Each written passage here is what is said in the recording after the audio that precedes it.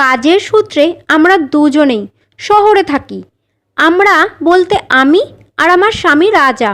ওখানেই ছোট একটা বাড়ি নিয়েছি আমরা। রাজার অনলাইন ব্যবসা, তাই ও বাড়িতেই থাকে।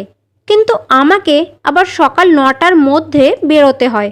একদিন আমি স্কুল থেকে ফিরে দেখি আমার স্বামী বাড়িতে একটা কাজের মেয়েকে নিয়ে এসেছে। মেয়েটির বয়স ওই 20-21 হবে। বাড়িতে আমরা দুজন স্বামী স্ত্রী একাই থাকি। আর ও যে কাজের মেয়েটাকে নিয়ে এসেছে সেও যুবতী। আমার স্বামী সারাদিন বাড়িতেই থাকে, কিন্তু আমাকে তো স্কুলের জন্য বেরোতেই হয়। এইভাবে একটা যুবতী মেয়েকে বাড়িতে নিয়ে আসাটা আমার মন ঠিক সায় দিচ্ছে না। মেয়েটিকে বাইরে বসিয়ে রেখে আমি আমার স্বামীকে ঘরে নিয়ে গেলাম। বললাম, তুমি এইভাবে একটা অচেনা মেয়েকে বাড়িতে নিয়ে এলে কেন? সংসারে কি আর কাজ? আমি তো স্কুলে যাওয়ার আগেই সব কিছু সেরে রেখে যাই। দুজনের সংসার আমাদের, আমি তো একাই সব কিছু সামলে নিতে পারি। তাছাড়া এইভাবে কাউকে বিশ্বাস করে বাড়িতে রাখাটাও ঠিক না। আমার লাগবে না কাজের লোক, তুমি মেয়েটাকে চলে যেতে বলো। আমার স্বামী তখন বলে, দেখো, তুমি কত সকালে উঠে সব কাজ করো, তারপর যে বাড়ি এসে একটু বিশ্রাম নেবে তাও তো না। তুমি আবার ঘর গোছাতে বসো, তোমারও তো একটু রেস্টের প্রয়োজন। সেই জন্য আমি চাই মেয়েটি আমাদের এখানেই থাকুক, বাড়ির সব কাজকর্ম করে দেবে। ওকে তেমন কোনো মায়নাও দিতে হবে না, শুধু এখানে থাকবে, খাবে আর তোমাকে ঘরের কাজে সাহায্য করবে। আমার স্বামীর অনলাইন ব্যবসা, তাই দিনের বেশিরভাগ সময়ই ও বাড়িতেই থাকে। আমি আবার প্রাইমারি স্কুলের শিক্ষিকা। সকাল 9টার মধ্যে বেরোতে হয়, বাড়ি আসতে আসতে বিকেল। একটা বয়স্ক মেয়েকে এইভাবে নিজের বাড়িতে রাখতে আমার মন ঠিক সায় দিচ্ছে না। চারিদিকে যা সব হচ্ছে, এখন আর কাউকেই বিশ্বাস করা যায় না। স্বামী সারাদিন বাড়িতেই থাকে, তার উপর একটা বয়স্ক মেয়ে। মেয়েটিকে দেখে আমার ভীষণ চিন্তা হচ্ছে, কারণ আমি তো সারাদিন বাড়িতে থাকি না। এখন যদি আমি ওই মেয়েটাকে বাড়িতে একা রেখে স্কুলে চলে যাই, তাহলে সারাদিন আমার মন বাড়িতেই পড়ে থাকবে। মাথার মধ্যে এটাই ঘুরবে যে কি জানি ওরা দুজনে বাড়িতে কি করছে। মেয়েটার স্বভাব চরিত্র যে কেমন তাও তো আমি জানি না। তাছাড়া রাজা আমার স্বামী হলেও ছেলেদের ওপর বিশ্বাস রাখা যায় না। পুরুষ মানুষের মন ঘুরতে বেশি সময় লাগে না। আমি বললাম, দেখো রাজা, তুমি ওই মেয়েটাকে নিয়ে এসেছো ঠিকই, কিন্তু ও কেমন সেটা তো আমরা জানি না। আর আমি তো বাড়ির সব কাজ সামলে নেই, স্কুলে আমাকে যেতেই হয়। সারা দিন তুমি আর ওই মেয়েটা এই বাড়িতে একা থাকবে, সেটা আমি মেনে নিতে পারবো না। তুমি তো জানোই আজকাল কি দিনকাল পড়েছে। না না, আমি ওই মেয়েকে নিজের বাড়িতে রাখতে পারবো না। তুমি ওকে অন্য কোনো কাজ খুঁজে নিতে বলো। তখন আমার স্বামী আমার হাত দুটো ধরে বলল, দেখো, তুমি শুধু শুধু কেন এত চিন্তা করছো? তুমি কি জানো না আমি কেমন? 7 বছর ধরে আমরা একে অপরকে চিনি। তুমি জানো আমি শুধু তোমাকেই ভালোবাসি। তোমাকে ছাড়া আমি অন্য কারোর কথা ভাবতেই পারি না। রাধা সত্যিই অসহায় একটা মেয়ে, ওর কেউ নেই, তাই আমি ওকে আশ্রয় দিয়েছি। আমার স্বামী আমাকে যতই বোঝাক না কেন, আমি কিছুতেই বিশ্বাস করতে পারছিলাম না। জানি না কেন আমার বারবার মনে হচ্ছিল ও হয়তো আমার কাছ থেকে কিছু লুকোচ্ছে, কারণ আমি তো আমার স্বামীকে চিনি।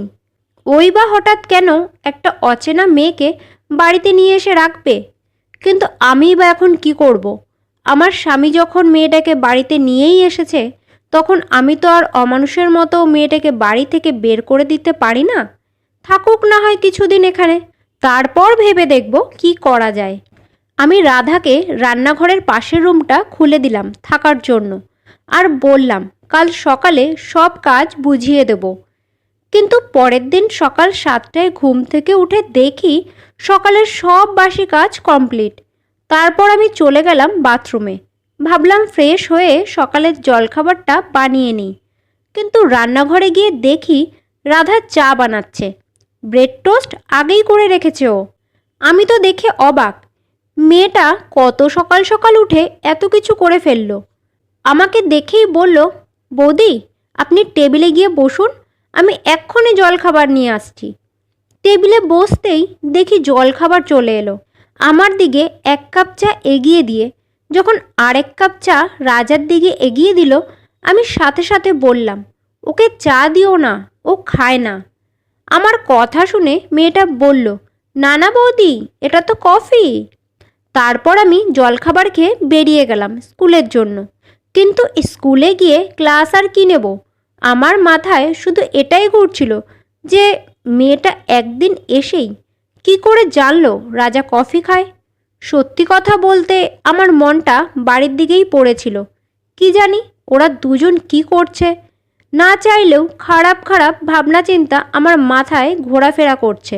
বাড়ির অমতে গিয়ে রাজা আমাকে বিয়ে করেছিল, আমার আজও মনে আছে। আমাকে বিয়ে করেছিল বলে ওর বাবা মা নিজেদের একমাত্র ছেলের সাথে সব সম্পর্ক ত্যাগ করেছিল।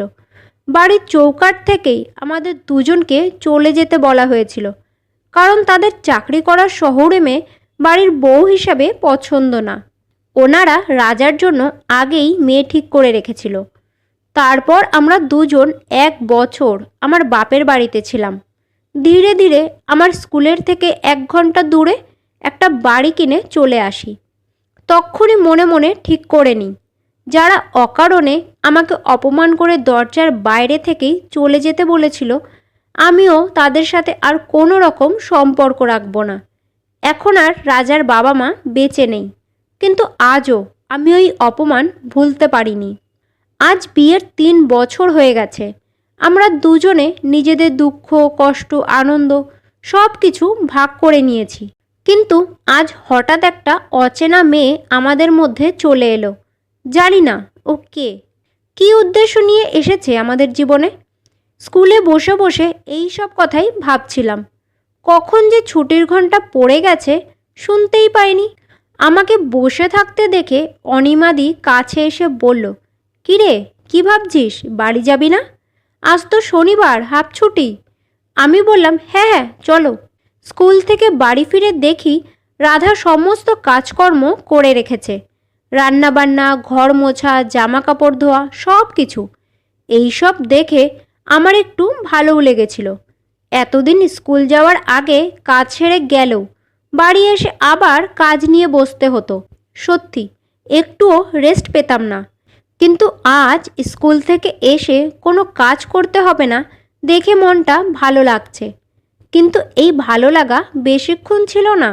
দুপুরে খেতে বসে দেখি টেবিলের সব রাজার পছন্দের খাবার রাখা। রাধা কালই এই বাড়িতে এসেছে, আর এরই মধ্যে আমার বরের পছন্দ ও জানলো কি করে? তাহলে কি ওরা একে অপরকে আগে থেকেই চেনে? ওদের মধ্যে কোনো সম্পর্ক আছে নাকি? এইভাবেই দিন কাটতে থাকে।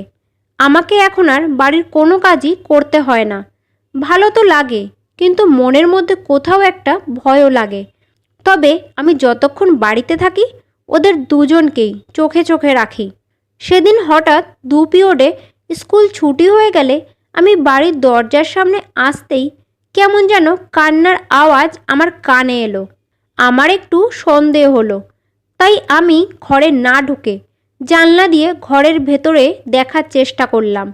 দেখি রাধা আমার বরের কাঁধে মাথা রেখে কাঁদছে, আর রাজা ওর গালে হাত দিয়ে ওকে শান্ত করছে।